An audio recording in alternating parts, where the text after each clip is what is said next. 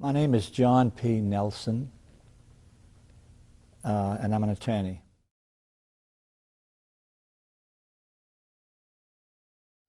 (1950 to 1970), 80, let's put 80, 75 to 85. So it was 25 to 30 years. Yes, it was. Okay.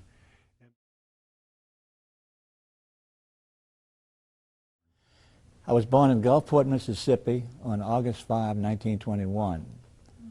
We stayed there until I was about 3 years old, then we moved to New Orleans.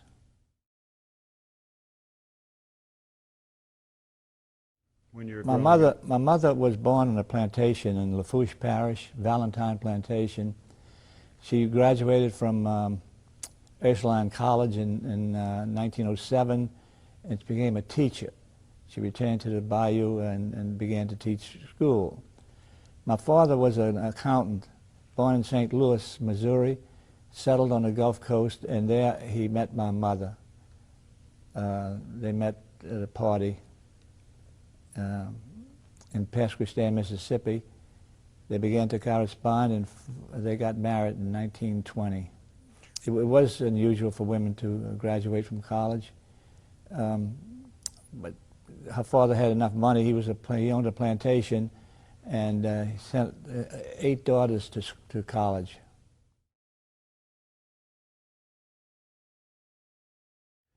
I had there were 4 boys and 1 girl in the family. My mother and father were alive. I had the best of all lives, I think, when I was younger and growing up. My mother, I was born in 1921. The Depression was hit in about 1929, but I was one of these people who never realized I was poor. My grandfather lost about everything in the sugarcane business, and my mother reared us, bringing us up to believe we had everything we needed. I had a lot of time to play. I never did work to supplement my family's income. We moved when the Depression was at its highest. My father moved us to Lafourche Parish, where we lived on a plantation owned by my grandmother. And we stayed there for 2 years. And about 1925, we moved back to New Orleans when my father got a job. So I was unaware of what was going on in terms of the economics in this country. I lived on Bank Street, Spruce Street, Delgado Drive. We had a family that moved. The practice was to move every October, and apparently my mother liked that idea, and she moved us every October. Why was that? I don't know, that was the time of year where people moved. Well, I do have I lived on South Alexander Street.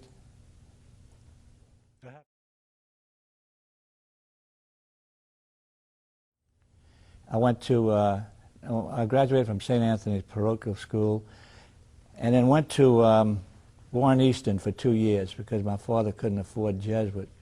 I lived only 3 blocks from Jesuit.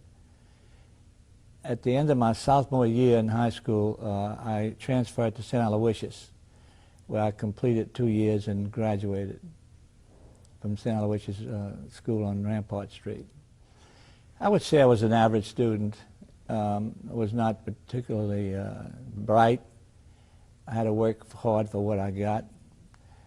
I don't remember any particular incident that stands out in my mind right now that occurred when I was in high school. I loved to play football, all sports, and we had plenty of opportunity to do that. It was, my grammar school was half parochial, half public.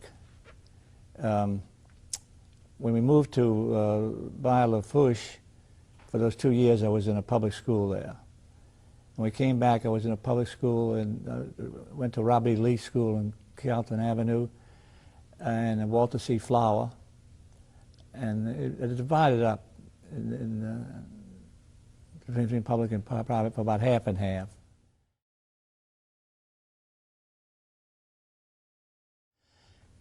I went to LSU on a music scholarship. I played trumpet, was taught in the WPA days.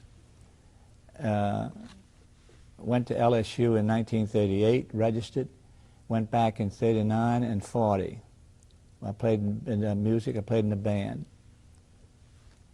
In 1940, I entered my junior year on probation. To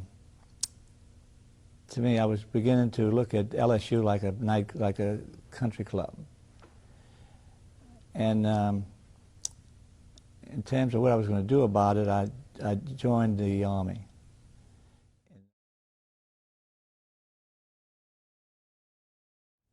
In November of 1940, I enlisted, went to the Army, and got caught, didn't get out until 1946.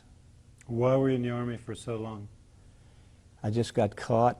I was in the infantry, spent 5 years in active duty and 1 year in the hospital.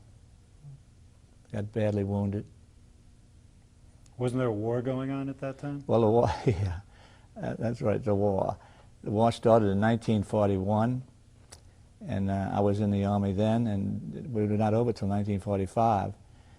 And because of my wound, I had to stay in the Army another 8 months, different hospitals.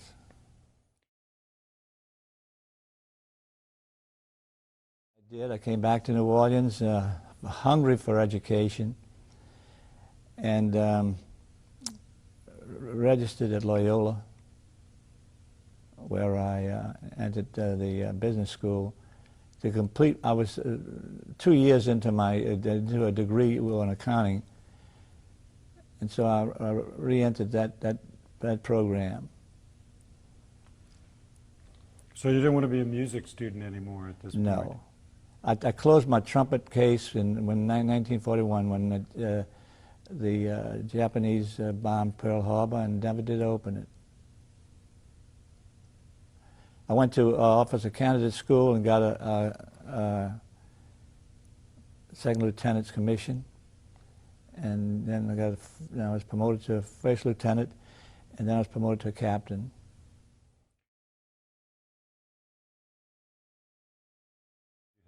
I majored in accounting, and I got to Loyola, and then after, it's funny because I graduated from Loyola in 1947 with a degree in accounting, and I went to work for an oil company, and I worked for them for about a month and realized that I did not like it. I felt like I was right back in the Army. I was working for an oil company, sent to open fields where checked oil wells, back in khakis, driving jeeps. So I wanted a job where I could go to work with a coat and tie and then live that way rather than live in khakis for the rest of my life. And I realized also an oil company was a sort of a dead-end street. Unless you were an engineer or petroleum engineer, your chances of advancing in an oil company were rather slim, at least in those days. So I looked around as to what I could do, and I came up with the idea of going to law school. And in September of 1947, I went to Loyola, registered in law school, and the first day of that school I realized this is what I was looking for. I was looking around for something to do, and I just came upon law school, borrowed a couple of books, law books, took them home over the weekend, read through them, and realized that I wanted to try this. But I knew also I'd have to go back to school for 3 years. And at the time I was married and had 2 children. And when I told my wife what my plan was, she was, to say the least, surprised. But she said okay. And I went back to law school, and the first morning I was in my class, it was a class on torts. And I realized that this is what I was looking for. And I just stayed, I got excited about law, and I never lost that excitement.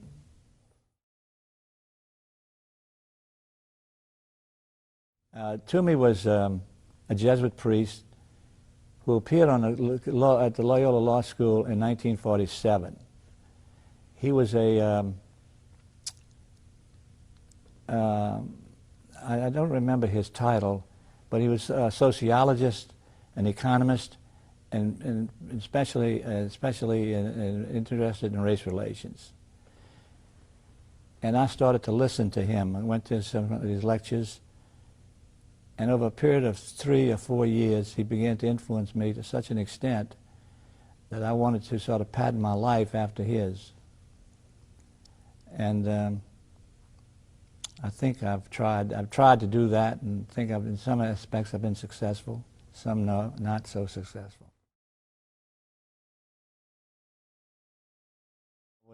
I was not active in civil rights issues in law school.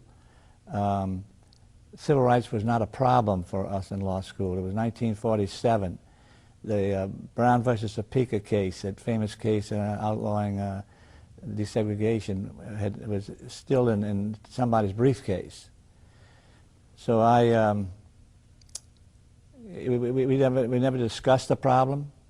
It was not a problem for us, and that was it. But Father Twomey made it a problem by referring to papal encyclicals, and for some reason I was just drawn to that. I was drawn to understand that the system of segregation was not right, but I couldn't articulate the areas in which it was right and wrong, except I knew that blacks were forced to do things that they shouldn't be doing. And gradually I came around to really, I think, a good understanding of what my role was in all of this mess up. Because we just got through fighting a war that had something to do with race. And so I listened to what he had to say, and I think he influenced my life a lot.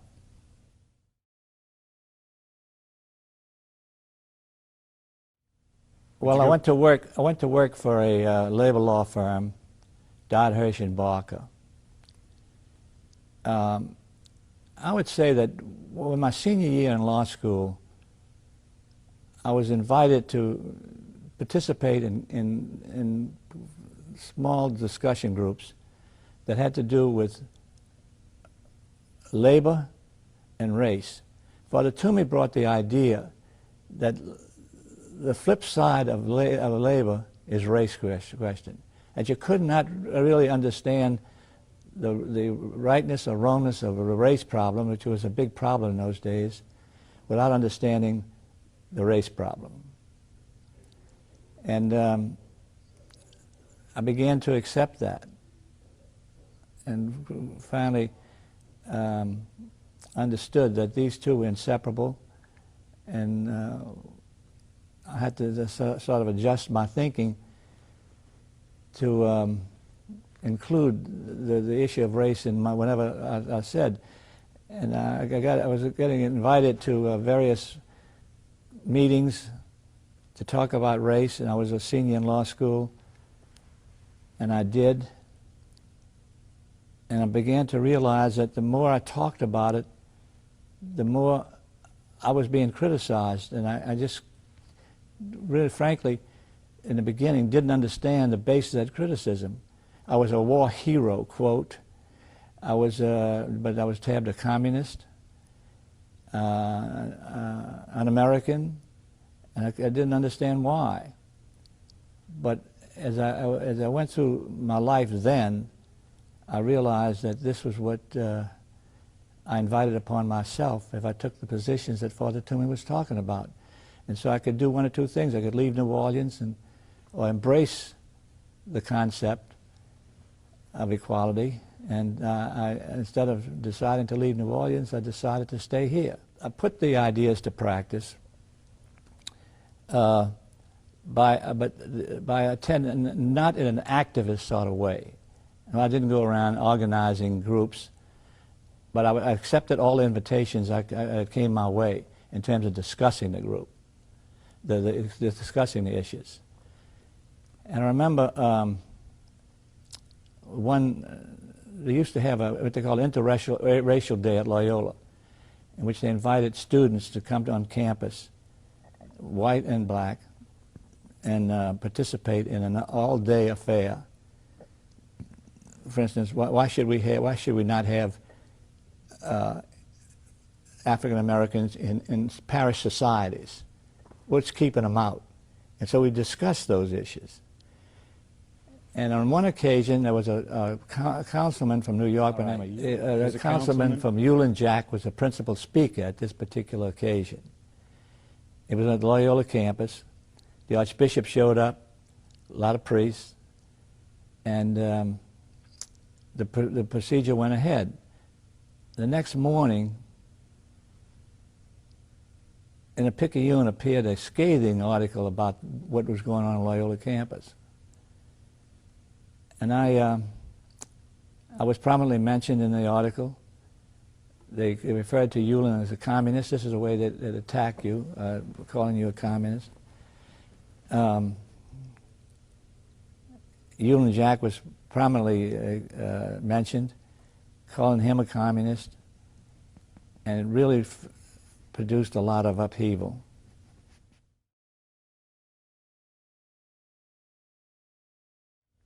I don't remember when the first time a black was registered at Loyola. It was all white and all male. I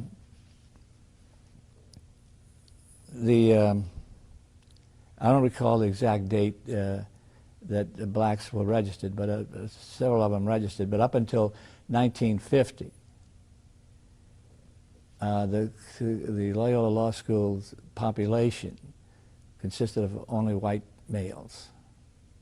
And that was pretty true with, or that was true with most of the It was true of LSU, it's true of Tulane.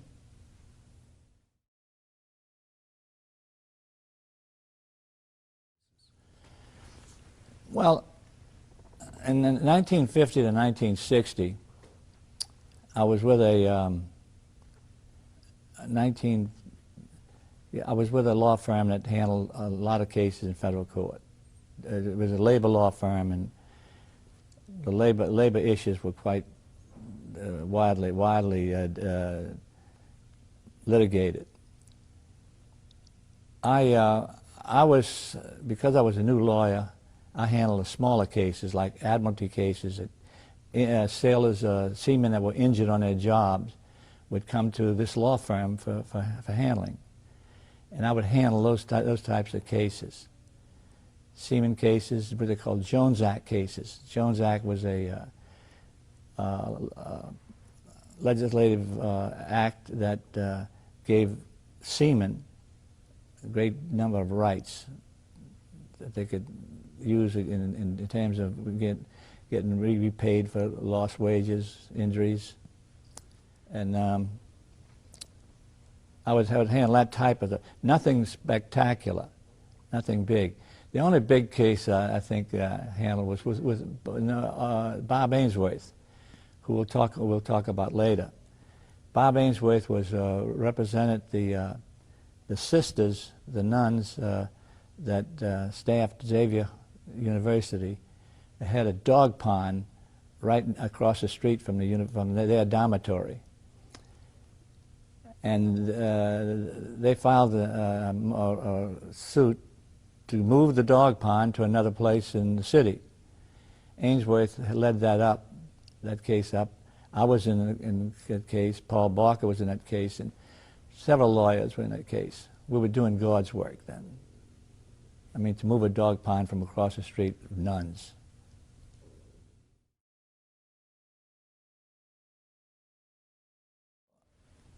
Slowly, I met people like Mr. Eli, Lolis Eli, and his crew. Met them. At that time, when Lolis came on the scene, there were probably not more than 5 or maybe 7 practicing attorneys, black practicing attorneys in the city. Now, we're talking about 1950. There were very few. Well, I guess one of the reasons was the attitude of federal judges, of judges and federal judges towards the black race. They just didn't want to be subjected to that type of relationship. Who? And Lolis came to my home, and we talked. I had gone through all the experience I just discussed with you, and so it was not a big problem for me to meet with Lolis and share our experiences.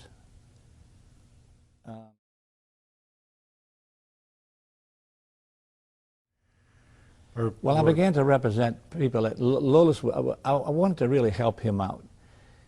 And I had a lot of experience in trials and courts. I'd been in the district attorney's office for 4 years. And so I was a logical one that Lolis would come to if he wanted some advice and help. So I was glad to do it. So I identified myself with his cause. Okay. One other lawyer that's very, very involved in my situation was my brother, Tommy Nelson, who graduated from Loyola with Lolis. And they both used to come to my home at night, and we'd do some study. I'd study with them, help them get through some problems. And Tommy was a great inspiration to me, because he was not. He was bitten by the bug in terms of what's right and what's wrong in our society, but he was never really called upon to act it out. So he just he performed his role in quietly, but he was a great source of inspiration to me.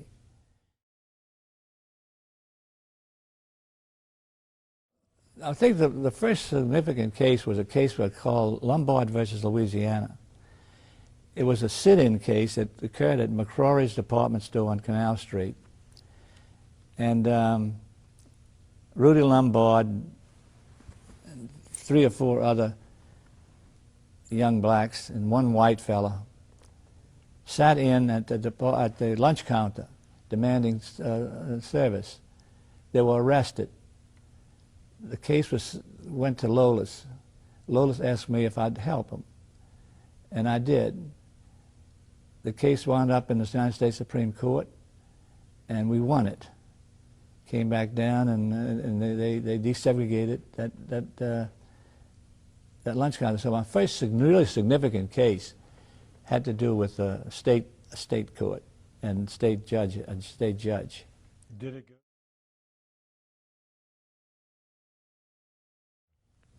The next case, I think a significant case, was a Tulane case. Now, in the meantime, I was handling a lot of small cases, like sit-in cases, cook-in cases, all the in cases that were available. I'd handle, but nothing in federal court until the Tulane case comes along. The Tulane case. Tulane was the last major institution in the world that was segregated. It was a source of embarrassment to a lot of the well-heeled people in this city, but also a sense of comfort to a lot of others. And on one occasion, the Ford Foundation offered Tulane $7 million if they would desegregate, if they would open their doors to all blacks and whites. They offered a total of $25 million, but spread over 5 universities. Tulane was one of them. It was about $7 million apiece. One of the Tulane's board of directors had a sister by the name of Rosa Keller. And Rosa Keller came to me and asked me if I'd take the case to desegregate Tulane. In 1961, Rosa Keller came to see me about desegregating Tulane University. Well, I asked about the NACP, because this was a major university and we needed a lot of resources. And I was told, and I think the NACP admitted this, that this was not a policy-making case for them, and they were overworked overextended, overloaded, and they just could not have they did not have the resources necessary to conduct this kind of a trial. When we looked at it originally, we thought this was going to be about a 10-year deal. The state was going to bring us into this case into state court. It would be long, drawn out. There were a lot of Tulane graduates on the Supreme Court of Louisiana, and we were just looking at a sort of no-end kind of situation. So they didn't want to, that's why they didn't want to do it. They said, in effect, go get somebody else. So we know there's some people that represents you. So they came to see me, and I took the case. When I looked at it, I realized there was never a history written about Tulane. Now, this is in 1961. Tulane, according to their books, Paul Tulane gave his donation in 1883. But there was never a history written about Tulane University, and I thought, why? Why not? So I go over to the library and check the library, and came to the conclusion that Tulane, in its origin, was involved with the state in such a manner that it would lead one to conclude that Tulane University was a state institution. Now, it identified itself to everybody and to the world as a private institution. It's very important to Tulane for its image. But my research led me to believe that it was a state institution, and by identifying it as a state institution, I could then say it was subject to the 14th Amendment, which said that no state shall discriminate. And so I made up my mind, rather than file in a state court and apply what they call the Cypres doctrine, C-Y-P-R-E-S doctrine, a doctrine that Tulane could have, the Supreme Court could have held that Tulane was, if he'd have been alive today, he would not have made a restriction on his gift. He would not have done it. The Milne Boys' Home is one that was realigned because of the Cypres doctrine. But I could see me being in court for the rest of my life with that Cypres doctrine. So I prepared a 14th Amendment lawsuit. It was 2 pages long, filed it in federal court, and Tulane did a flip. Because the possibility of them being identified as public was unbelievable to them. They couldn't tolerate that. Because? And yet, huh? Because why? Because their image was that of a private institution, and they did not want to compete against LSU. LSU was the public institution in this city, higher education. But Tulane did not want that, and the possibility was there right in front of them. After a lot of back and forth, we set the matter for a preliminary motion for an gee, I forgot what you call it. Well, let me ask you something first. Who was the judge in that case, and was the case high profile? Was it in the newspapers a lot? Was it on television a lot? Well, it was talked about a lot. It was in the newspaper a lot. I remember listening to paid ads of Tulane graduates that saying that if Tulane desegregates, they'll not get one dime from him. I mean, it was that kind of a nasty kind of back and forth. Which is pretty overt racism, really. Oh, yeah. And this matter was now pending in the United States District Court. And so I filed a motion for summary judgment, we call it. In effect, telling the court, look, there's no issue of fact here. Fine for me. Fine for the students that are attempting to get into Tulane. Judge Skelly Wright was the judge, a fine man. he held that Tulane was, in fact, so involved in the 14th Amendment that it was subject to the 14th Amendment's restrictions, and therefore Tulane was obligated to take in blacks because it was subject to the 14th Amendment. Well, that created a stir. The lawyers for Tulane appealed that decision to the Fifth Circuit.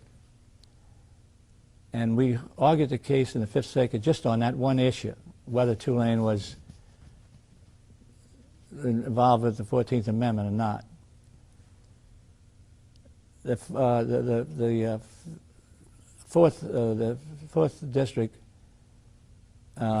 Fifth District, I'm sorry.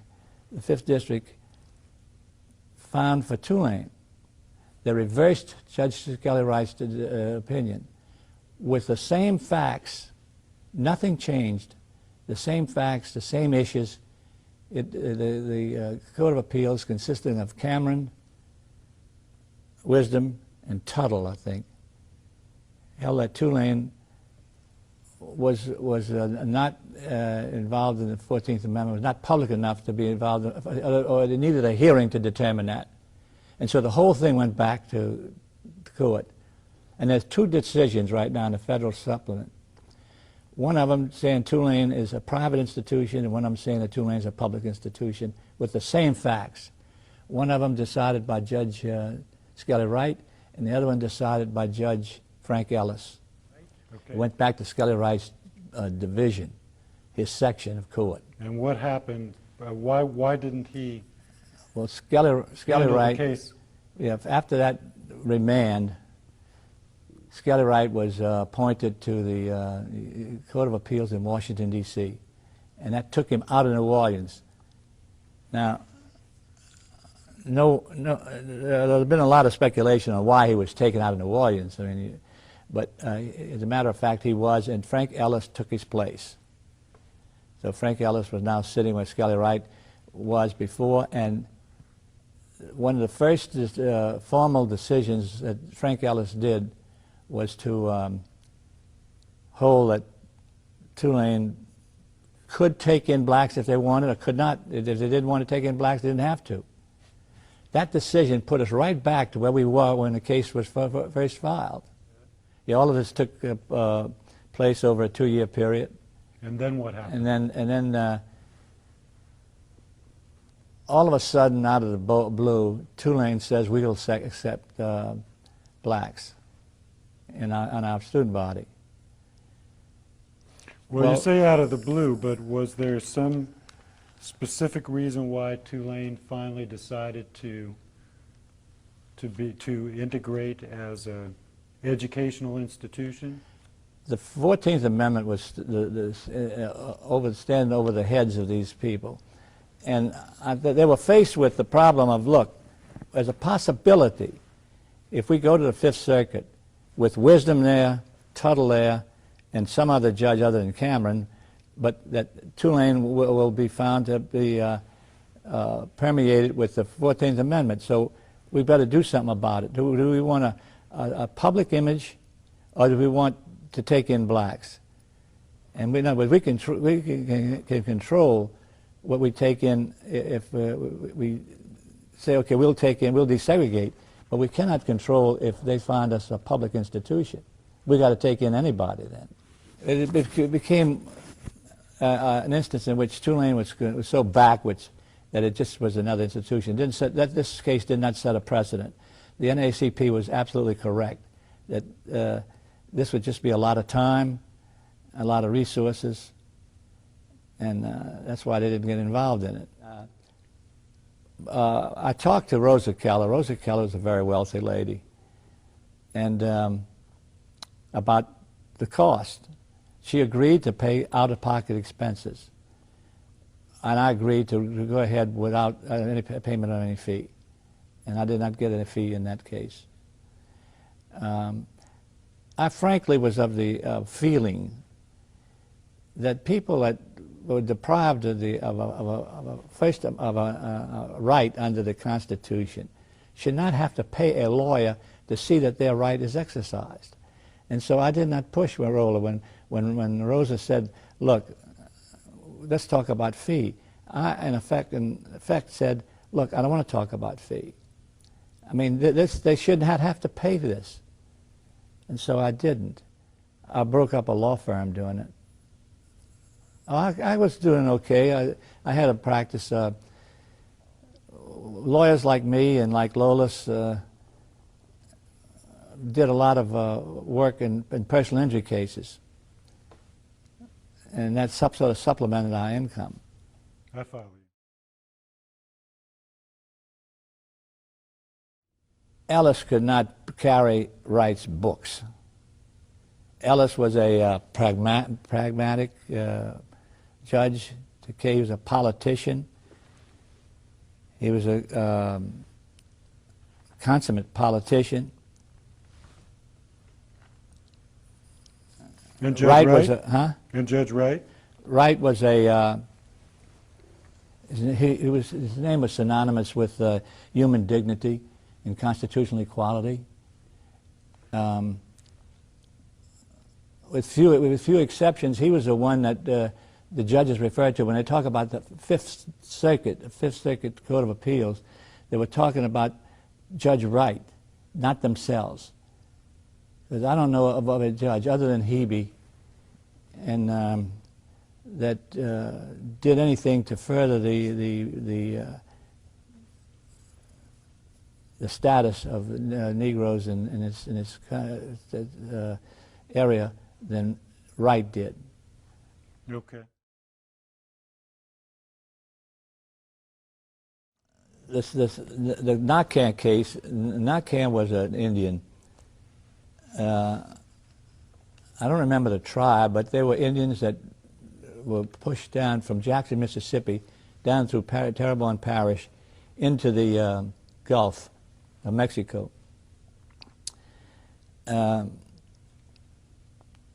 These Indians had there was a three level segregation system in Terrebonne Parish. Now, this is the parish that Senator Ellender lived in.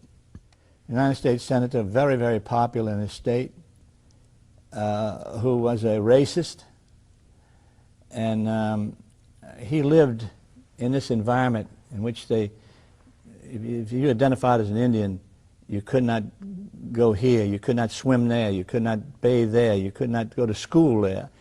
They had a high school system in Terrebonne Parish. They had 2 students in the high school. We're talking about 4 years of high school, 2 students. Other students, if they wanted to go to high school, had to go into Lafourche Parish. You had to go into another parish. 2 Indian students. The rest of the Indian students had to go out of the parish if they wanted a high school education. The issue again was the 14th Amendment, and it went before Christenberry. And was the issue desegregating the issue schools? was to desegregate the school system. Now, Christenberry was I'd say a good man.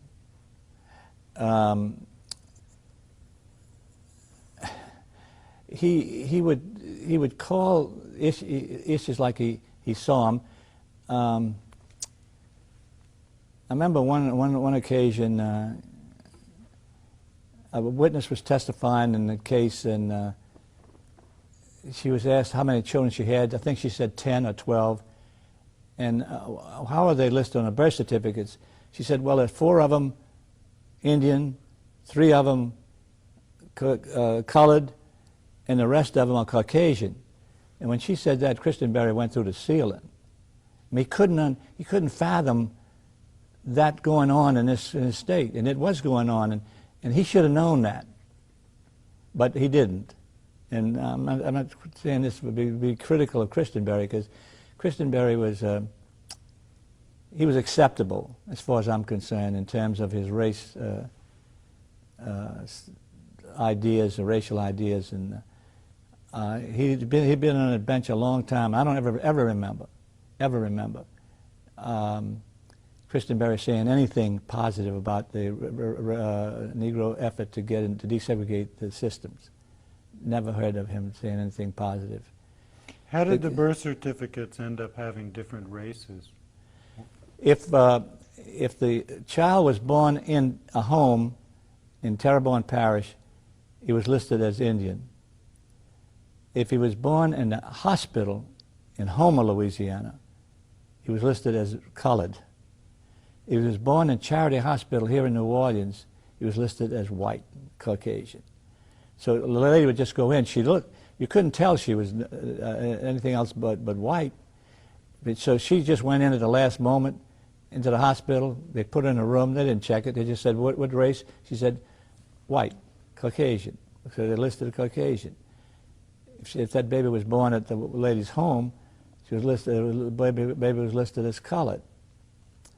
I mean, these are sick things that went on in the in our society then, and the more I came across this, the more excited I got about trying to help to straighten this matter out some kind of way. Okay, tell me more about the case. Well, the case we went to. How long did it It was a one-day case. Christenberry decided this case in a hurry. He was impatient with the state's position, and he let him know that. And you know that's And what it was not a major case. Well, what was his decision then? His decision was that Terrebonne Parish had to desegregate. They had a strange kind of system. It was Indians could ride on the buses with whites, but they could not go to places of entertainment like dance halls. Indians were kept out.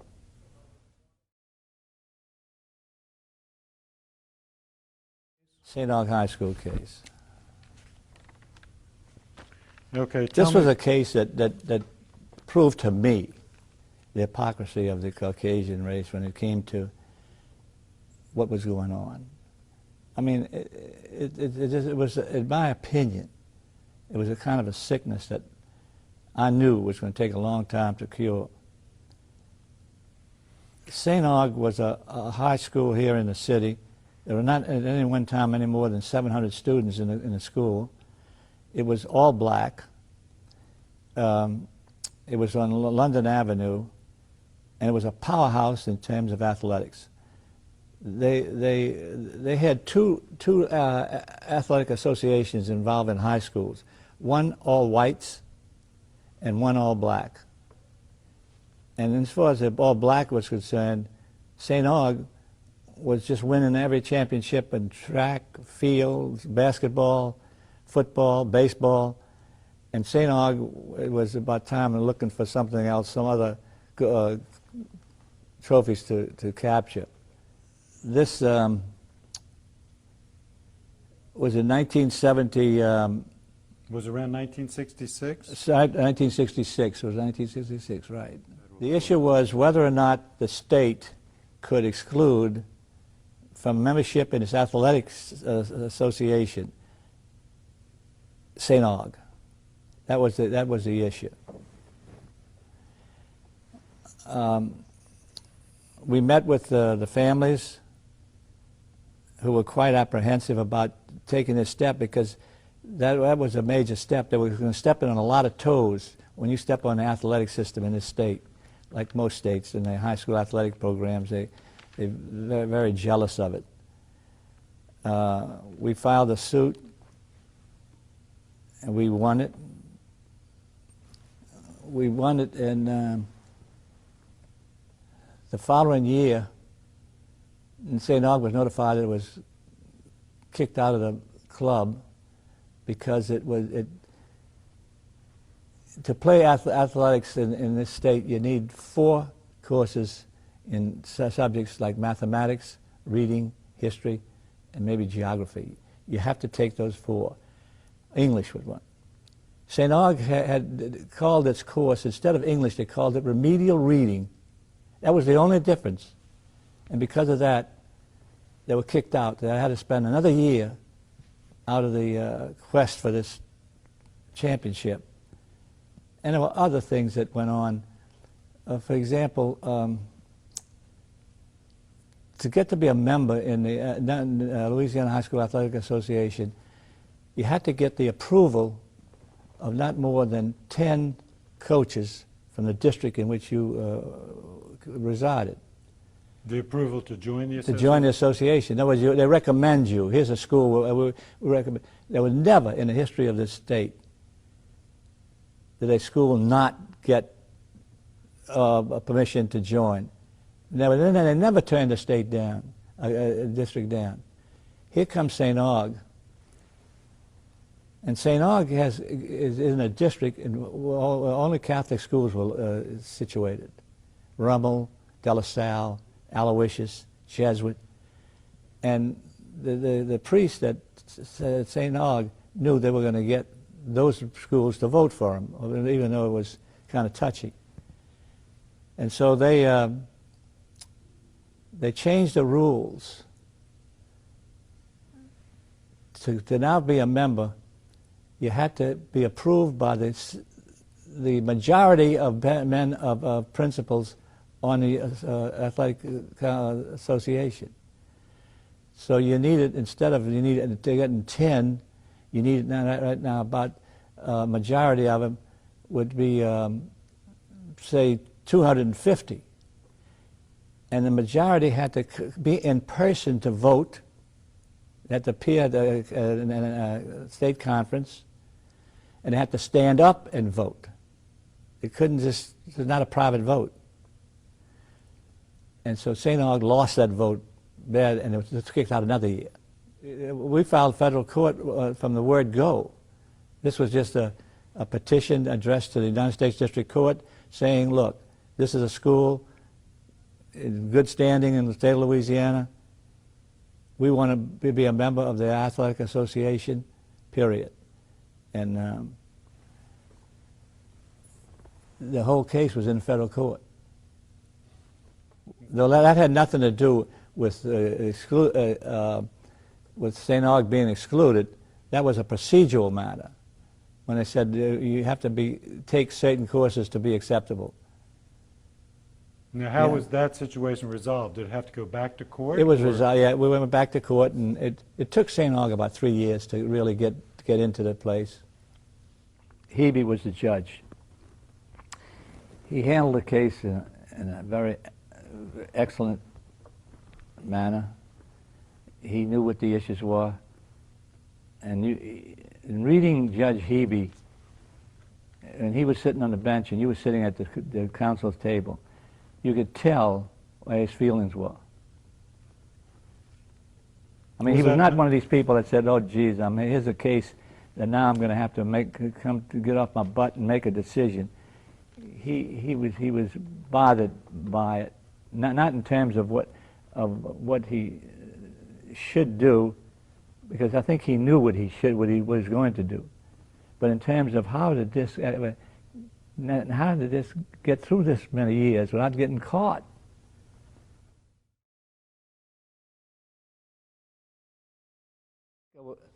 It was the influence of two things that coincided. One was Father Twomey, and the other was my Catholic faith.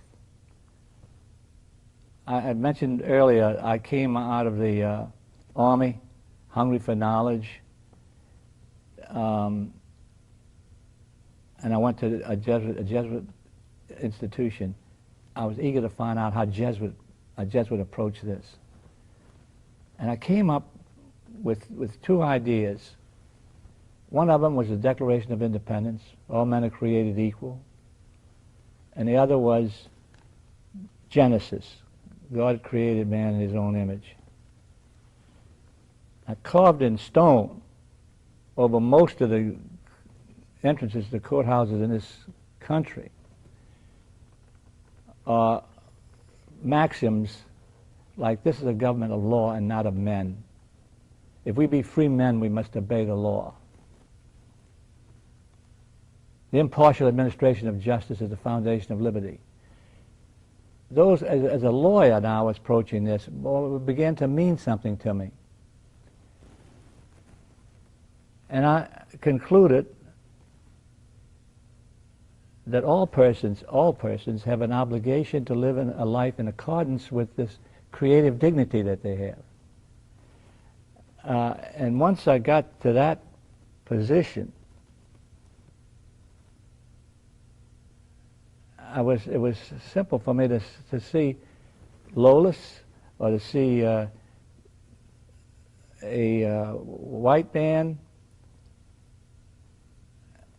and to look at them and see a sort of dignity about them that I didn't see before, I didn't appreciate before. For example, one afternoon I was walking through Audubon Park. I had two daughters.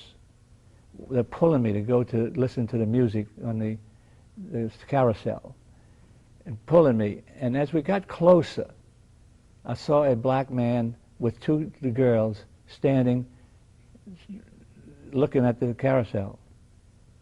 My daughters kept pulling me and pulling me, and we passed the man, and I got on a carousel.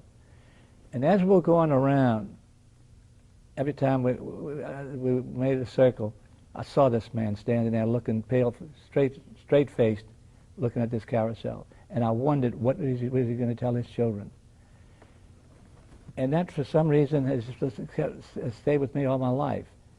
If I'd be in that position, what would I tell my children why they could not get on that carousel? And to me, it was a simple answer. I mean, I had nothing to say to them. Or else, look, we're going on that carousel to whether anybody likes it or not. I saw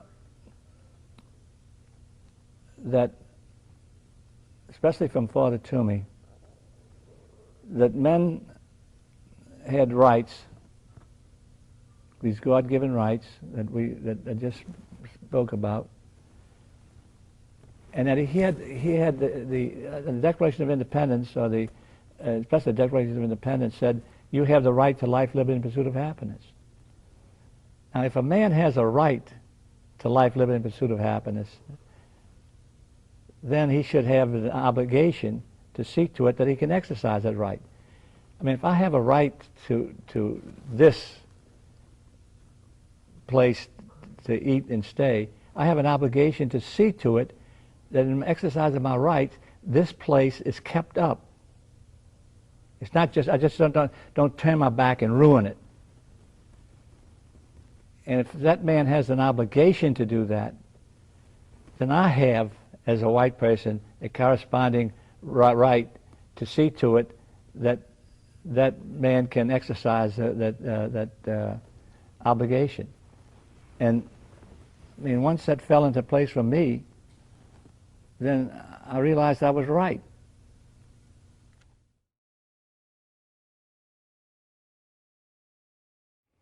This was a revolution that started in courts. If we'd have been in a European country or a Latin American country, there would have been blood all over the place. And one of my responsibilities is I saw it, was to try to assist these people in the use of federal courts, the use of the court system to resolve disputes.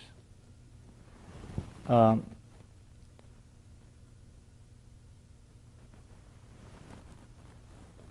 that was, you know, when we could talk about the sit-in days, the freedom rides, but they didn't gain, there was not too much, in my opinion, gained by the freedom riders, except some notoriety as to what the issue really was.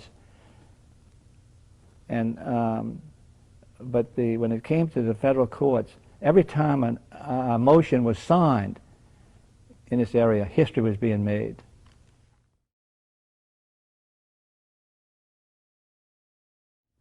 They missed the opportunity of a lifetime. It came across their desk once, and they let it pass. And I feel kind of sorry for them. Not all of them, but did it differ from one judge to the next? Oh yeah. Well, it's hard to give a rating to a federal judge when you're sitting down at the council table and they're up on a podium, And they're ruling, and they know that if you don't agree with them, if you're too strenuous in your disagreement, they can put you in jail. So it's hard to evaluate that. But as a matter of fact, I did, just like I think all lawyers evaluate federal judges.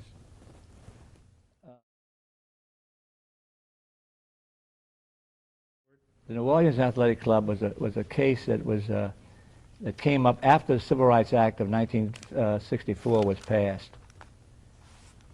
This was a case involving the New Orleans Athletic Club right over here on Rampart Street, just off Canal.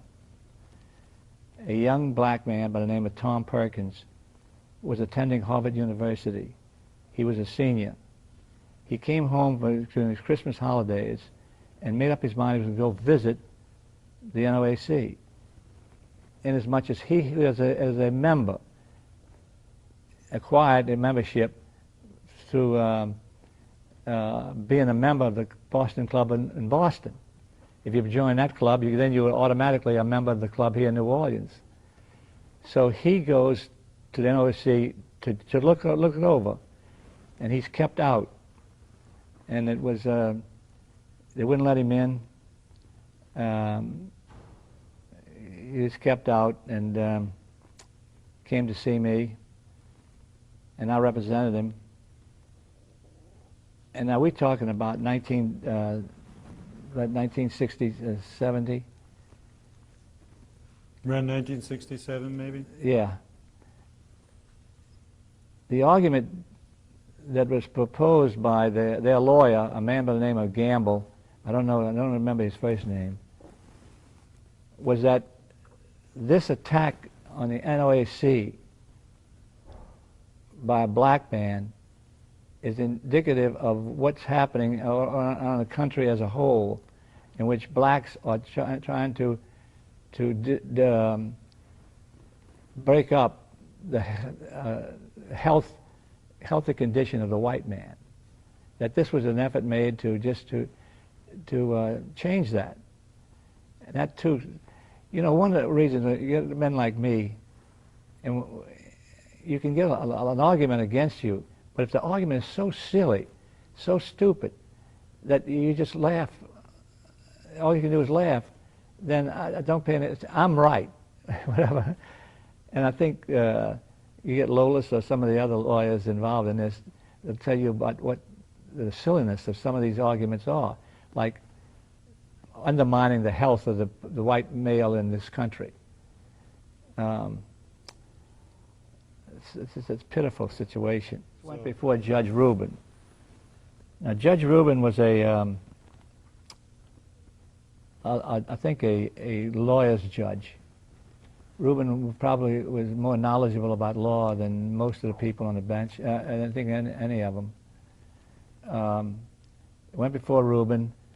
The lawyer representing the NOAC, with the NOAC's permission, took the position that the federal courts had no jurisdiction in this case, and he was not going to cooperate in any way with a federal court order.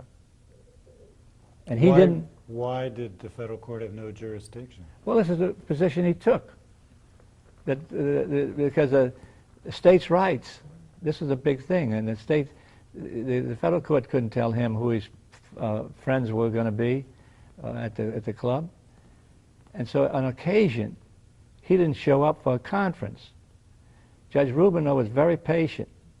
I think Judge Rubin knew what the situation was internally in men like Gamble, and I think tolerated a lot. But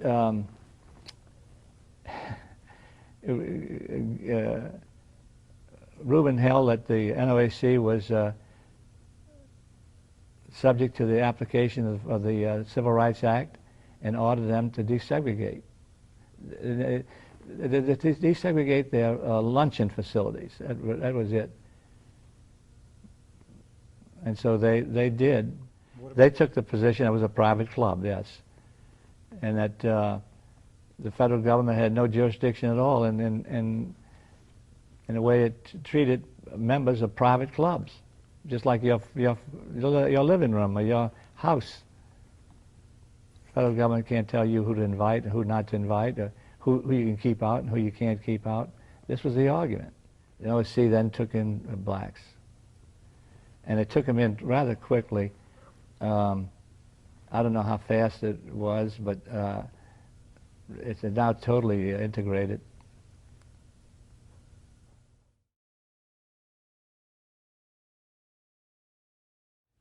Yeah, Southeast University case was a case involving an issue about discriminating against females. Freshman females that went to school there were required to live in dormitories on the campus. Male students were not subject to that requirement. They could live wherever they wanted, off the campus or anywhere else. I filed a suit alleging that the federal law was appropriate, and that these women should not be discriminated against. There was no reason to do it, and Judge Cassidy held in my favor.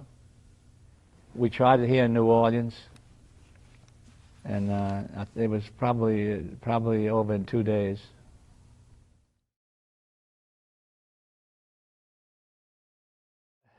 The question was what were the significant cases I handled, and I remember handling a case in the high school in Bogalusa was already ordered to be desegregated by a federal judge. I think it was Judge Hebe. I came in the picture when there was some violence on the campus where whites and black students went at it and fought, and the police came on the campus, and they were all wound up back in federal court in the contempt hearing.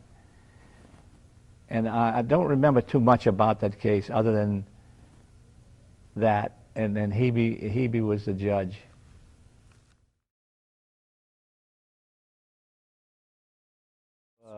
Silber was a lawyer, a great lawyer, came down here from Washington, somewhere in the east, to do work down here. And he was doing work in Plaquemine Parish, and he got arrested by the Perez factions, alleging that he was practicing law without a license. So the issue was whether a person had access to a lawyer of his own choosing in Plaquemine Parish, or whether he was just had to go without a lawyer. And that matter was the issue that was being litigated. I was a witness in that case, testified that, in my opinion, no blacks could get a black lawyer or a lawyer of their own choice in Plaquemine Parish at that time. And why was that the case?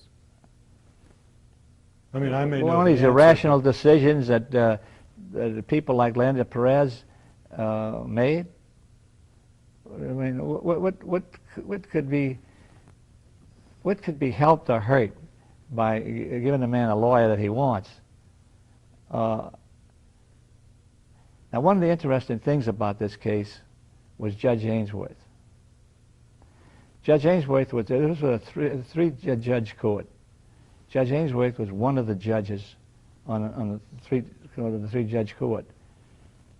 And Judge Ainsworth, just a year or two before, had been in the United States Senate, the Louisiana State Senate,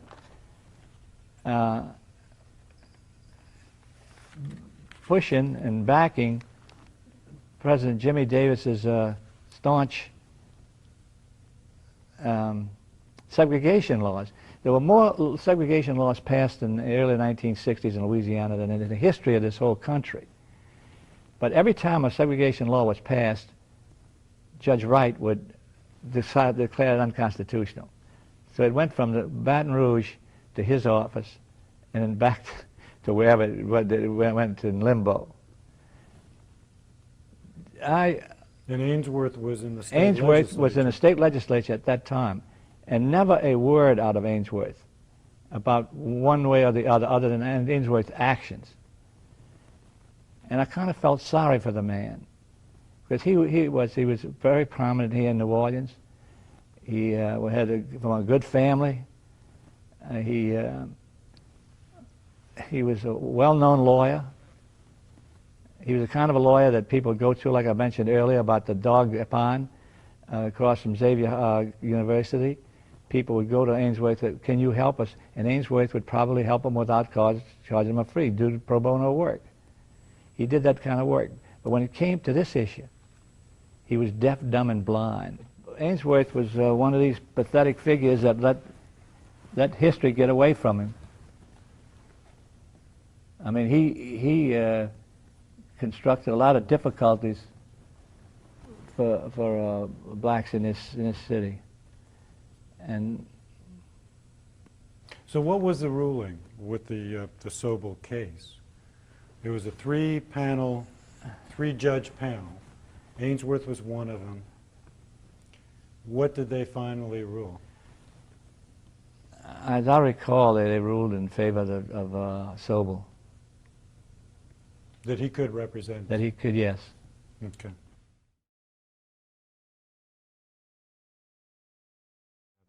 Oh, he was a segregationist, man.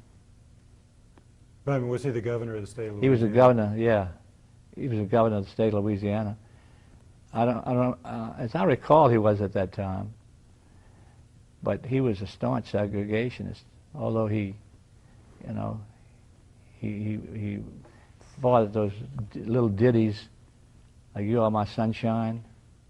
Leander Perez built a fortress down south of New Orleans in which he pointed out to the people in this area that that's where he was going to put the Negroes that he caught coming into Jefferson Parish.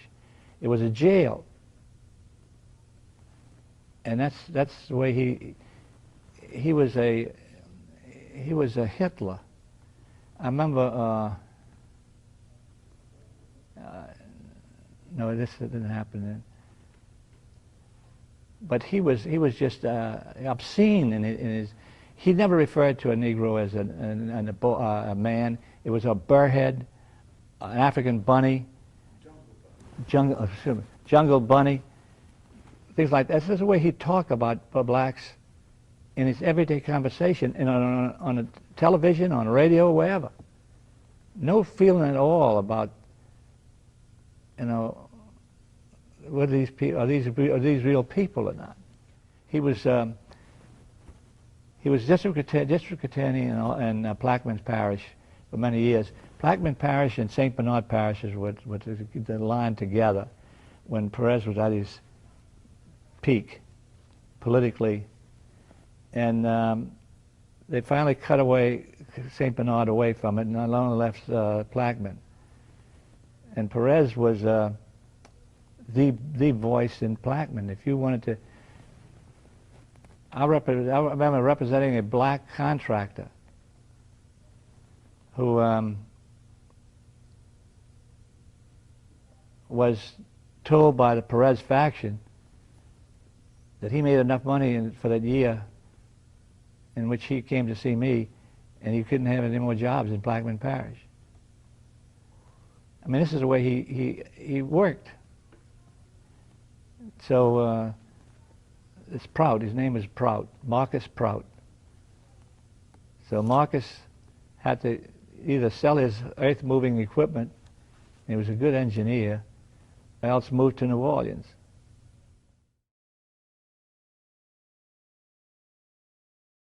Well, I probably tried maybe 10 or 12, 15 cases before Wright. Wright was a very conservative judge when it came to things other than civil rights. I remember Wright came on the scene about in the late 40s, and I came in 1950. And at that time, there were only two federal judges, Wright and Christenberry. And we'd have a case, let's say a seaman case, seaman who was injured in his job. And I thought that we'd get a better deal before Christenberry than Wright.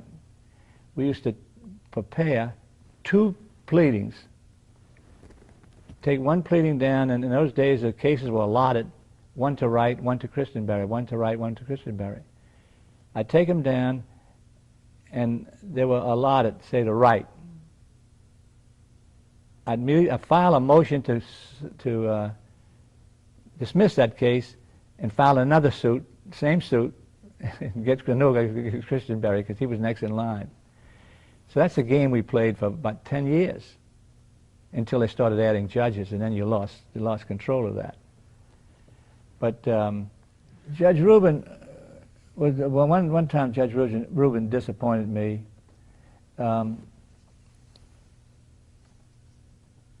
He remember handling that Perkins case, and I remember telling you that as far as I was concerned, Judge Rubin was one of the better judges on the bench. That was a New Orleans Athletic Club case? Yeah, New Orleans Athletic Club.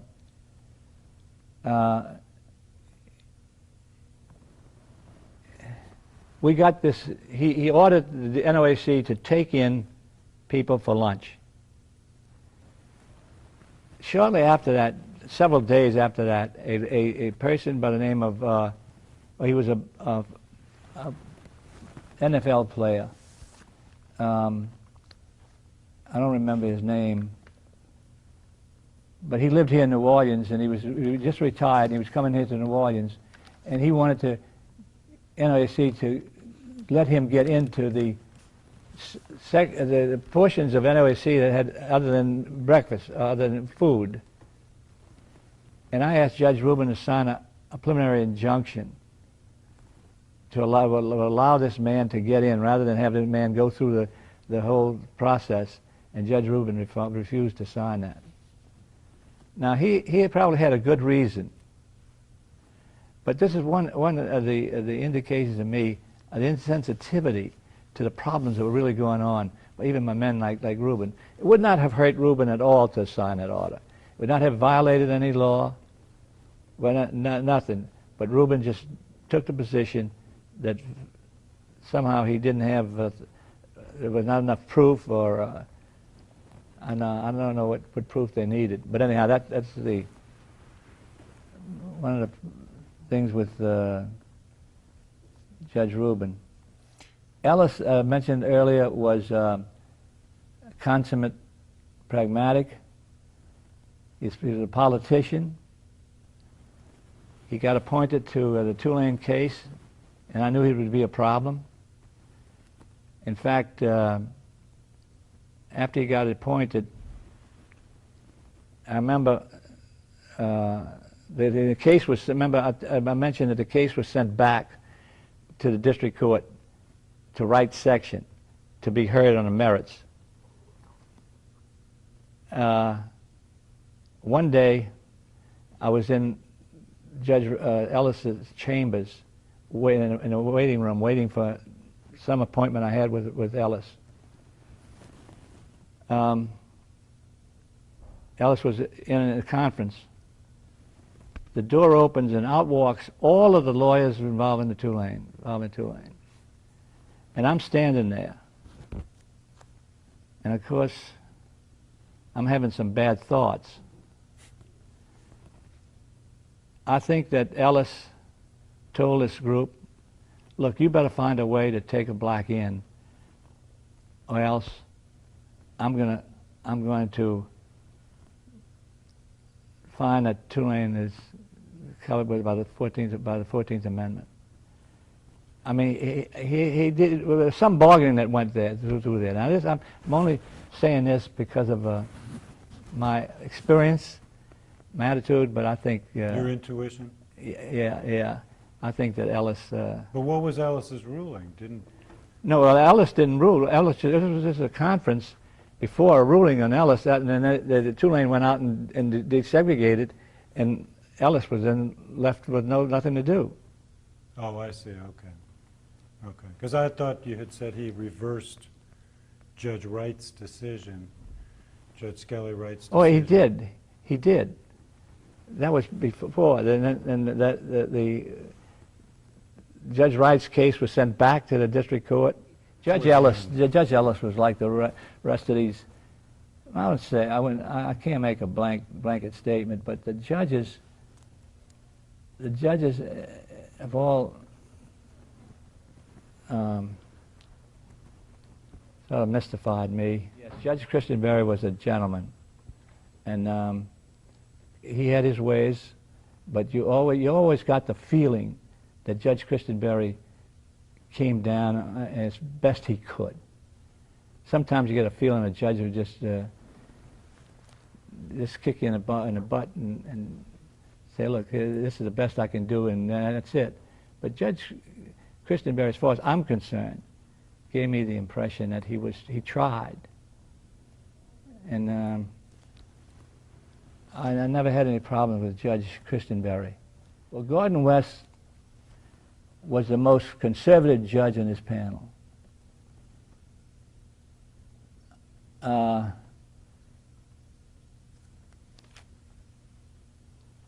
The states' rights policies, Gordon West's states' rights policies came through loud and clear that they were not in the best interest of the Negro. He was from Baton Rouge.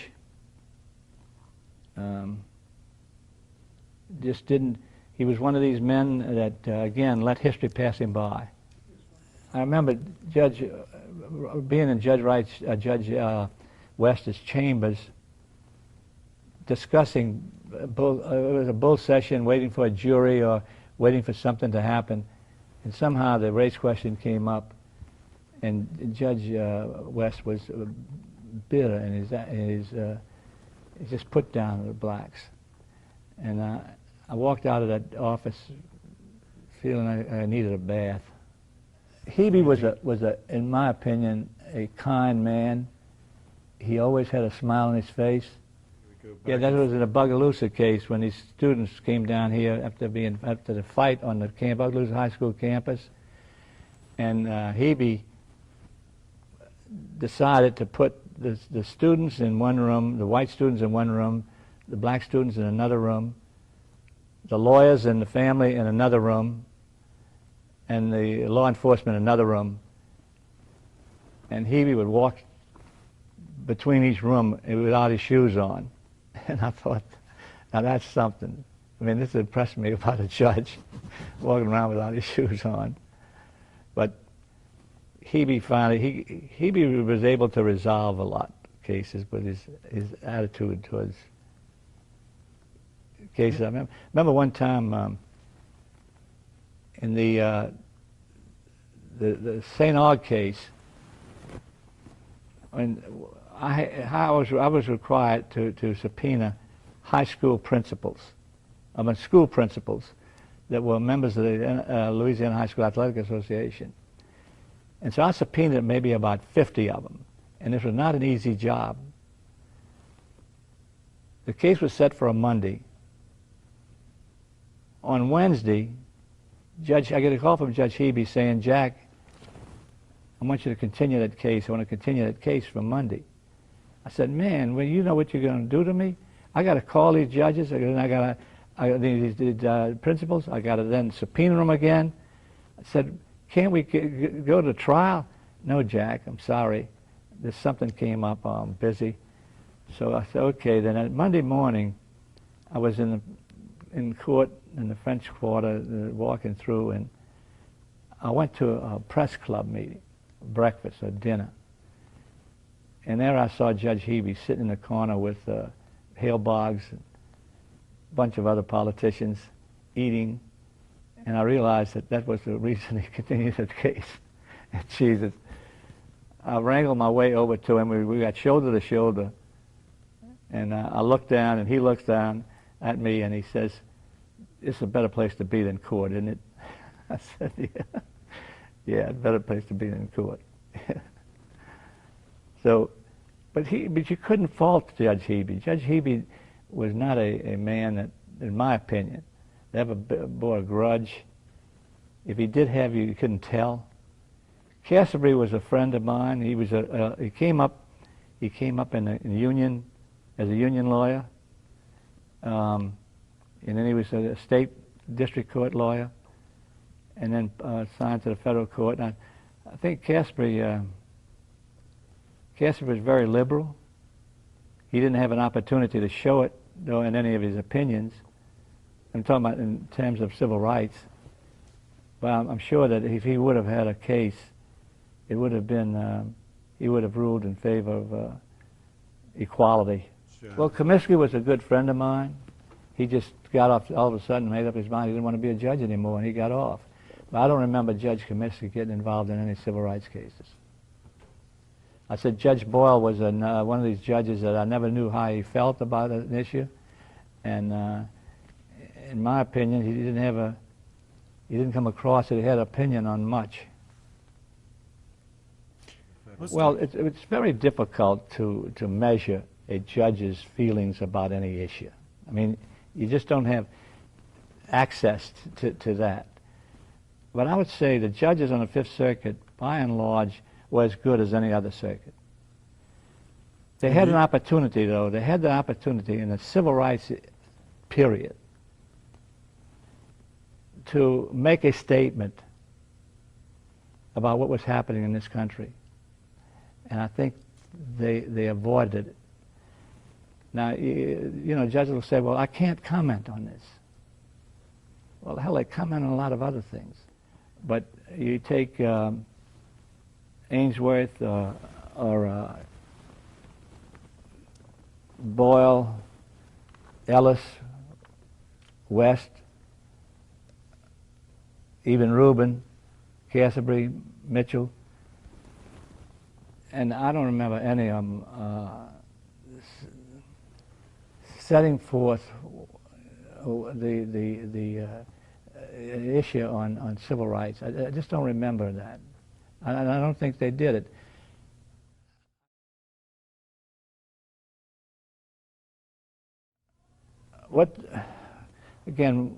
What sacrifice am I willing to make to see that my neighbor lives a life in accordance with his dignity? That's a question we all ask ourselves. In my opinion, the federal judges in those days missed an opportunity to demonstrate to the public what equality meant and how it was attained. I just don't.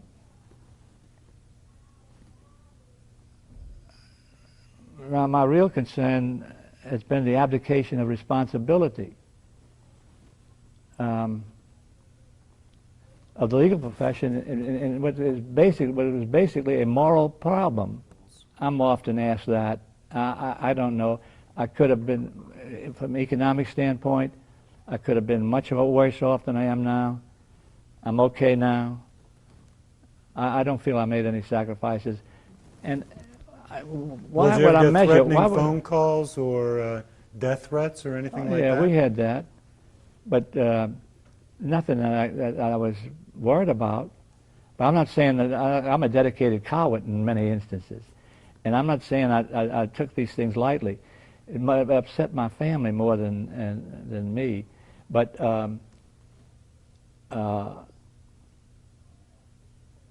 you know, when a person comes to you and says, look, I have a constitutional right to this or that, and you listen to him and your gut tells you that he's right or she's right, that there is a constitutional issue here and that she's being deprived of it. Like, for instance, walking on a sidewalk, driving a car, and just pick out any one of 100 different rights. My gut told me, what would I do about it? Just say, I'm sorry, you can't pay me, so you can go ahead and let somebody else worry about your constitutional rights? Well, I couldn't do that all the time. I did it sometimes. But it got to a point where, with me, where, man, I just, like those people in Bogalusa, I mean, you'd go into the Bogalusa and go into a home, and the walls were lined with rifles. I mean, and this is a pleasant home. What do? We tell these people, look, I can show you a way out, and that is the law is the way out of this, or let's pick up a gun and go shoot it out. What am I required to do?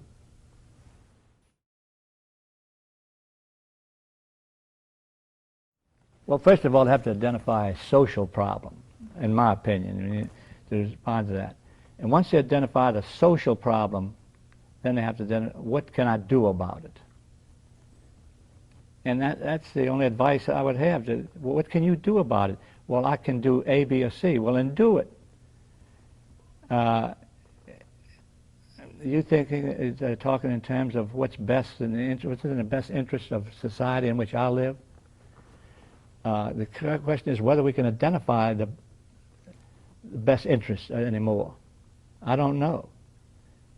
I mean, it was in those days the enemy was very clearly identified. You know, it was Leander Perez. You get Leander Perez shut up, and you're going to win. But it's not like that anymore.